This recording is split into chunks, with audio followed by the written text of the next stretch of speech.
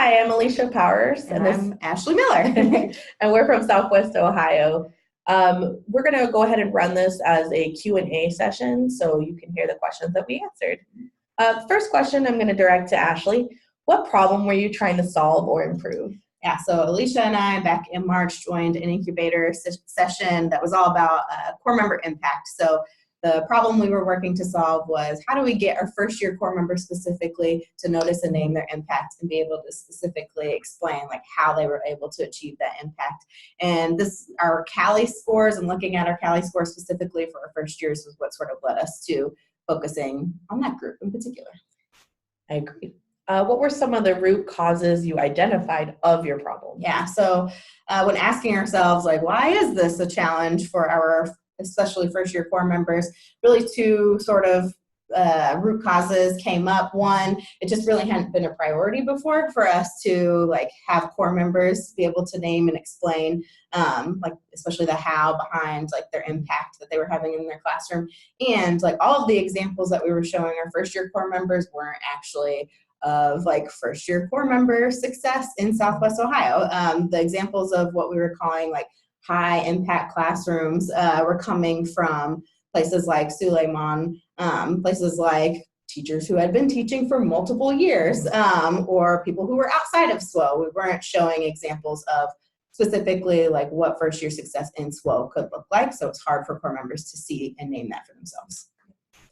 Which root cause did you choose to prioritize or tackle? Yeah, we tackled both of them because we felt like they both were really important. Very true. Ultimately, what was the solution you designed and why? Yeah, so I think it's directly related to that second piece around first just being able to say, here is what first year success in a Southwest Ohio classroom could look like. So we decided to design basically, we've been calling it a container. With so much success. Exactly. So designed a container of so much success with examples of what first year success in Southwest Ohio could look like from our core members. And we really did that just to address that root cause.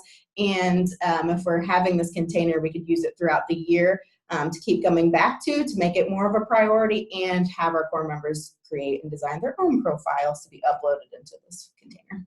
And really see themselves in it. And it really changed the style of our portfolios for the year, which we'll talk about in a minute. Yep.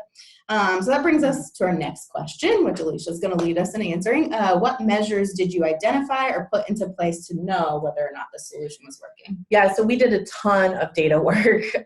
We really looked at our testing rounds as opportunities to get our core members' input, and so that we could actually have a focus for what we're doing. So I'm going to actually show you some of what we worked on together.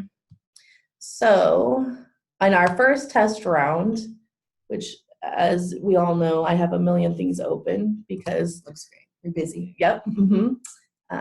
Let's see if we can move this a little bit. Okay. Sorry, Ashley. I don't know where your face went. Okay, so we designed our first test around just asking basically what area on the student outcome rubric that we use in their classroom all the time that they would identify as their greatest strength, thinking around impact in this. And then can you give us some explanation and some information that will show us that this is true? We created essentially a rubric for it and what would count as exceeds, meets, approaches, or falls far below with an example. And then we took the information that we got from our core members and what area of the rubric row they would identify and their explanation and scored it on side of our rubric. And we noticed a lot of, well, you can see some of the scores and we had a ton of core member input from first years. And what we noticed was that there was a general misalignment or misunderstanding, it seemed like, with the rubric itself. Yeah. Is there anything you'd like to add? Yeah, no, I think that explains it. That was the number one thing we noticed. They were a little confused and not totally using rubric row language. Yes, so that showed us too that gave us an idea. We didn't really know, right, 100%, but did give us the idea that is our problem actually that they just don't understand the rubric well enough, and so they do have impact and they know their impact, but they just don't know what it looks like inside of the parameters that Southwest Ohio has put in place, or is it that they actually are not seeing their personal impact? So we created in our testing round number 2, we went back to the general question that we had before. And we said, we essentially are trying to answer this, like, can core members name their specific teacher actions that contribute to success in their row? And so what we did is we provided the typical rubric row, which is what we're asking for first year success. And we gave it to the core members and asked, did you understand it? Did you review it and understand it, essentially? And then we went back to the same question, what is your greatest strength? And then said, can you give us 3 specific actions? So this time we were asking for the specific amount of evidence to help guide them. And then we also gave them a template, which I'll show you below, to help guide them in naming that. So this time we got a few less responses, but what we did notice in the responses we got was a general increase in the level of answering. So that told us that when we were looking at it, that the information was stronger and that we're starting to see that they did understand their impact. Yeah, at first we had tried to leave it really open-ended and see what we could get. This time we gave core members a little bit more guidance to help them sort of frame their answer and be able to think about their impact a little bit more specifically, and they have more success with it, which made us excited. So very excited. And it was nice to have the very specific data to back that up. So usually we would go to a 3rd testing round, but we actually needed to do 4 testing rounds. But there are 2, test 3 and test 4 were happening simultaneously. We had an all-core event coming up, so we decided this is a great time to look at the data we got back from core members putting together their portfolios. So we looked at the data we got from their portfolio construction and looked at that on our rubric and saw what success they were able to notice and name. And then we also looked at the information that we got from a survey. So just from the first part of being able to notice a name, we looked at their actual portfolios and they submitted 4 artifacts and we graded them on another rubric. And what we saw in general were a lot of core members being able to really name and notice their impact. It also was great because that became our container with so much success. Yep.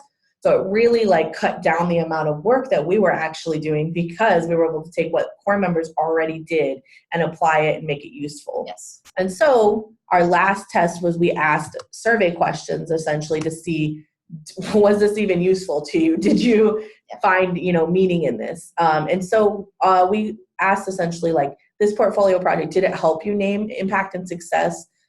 Did our testing tasks, essentially, did that help you? And do you have some feedback? And so we got our responses from our CMs, and what we noticed were, great. So 64% of our core members agreed or strongly agreed that the portfolio project did help them name their impact and success as a teacher in the classroom.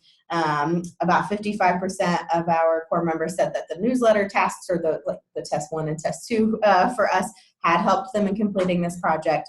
And then in terms of feedback, really the biggest piece of feedback that we got were that core members were really excited about this and loved being able to share what they had achieved in their classrooms and see what other people were doing and have a chance to engage in those conversations.